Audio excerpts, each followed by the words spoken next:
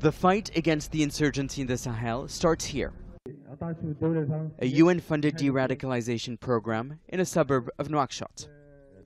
These teenagers will not be attending the G5 Sahel conference, and so, as an exercise, they play out the meeting. President Macron from France sets the agenda. The West will give $2 billion to its former colonies if Africans stop coming to Europe.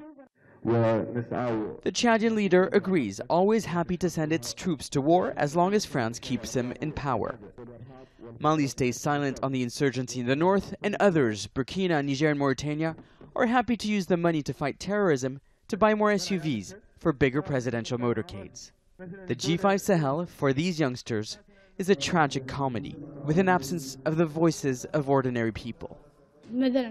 Sure, we want human rights and more gender equality, but for now we'll do with electricity and jobs, and perhaps more leisure centers, but we don't get to decide.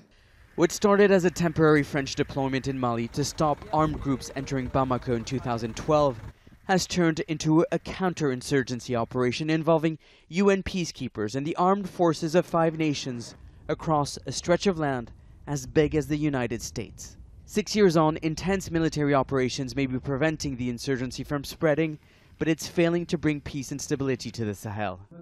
Now the leaders of the Sahel countries are meeting to raise funds for development projects in an attempt to win the hearts and minds of people. Now I'm surrounded with young graduates. Some of them have studied medicine, other renewable energies or IT. Most are unemployed. And so the aim of this conference is to change their perception of the Sahel from a war-torn, poverty-riddled area to a place of untapped potential and opportunities. Solar and wind energy, new hospitals and schools are some of the projects urgently needing investment funding here.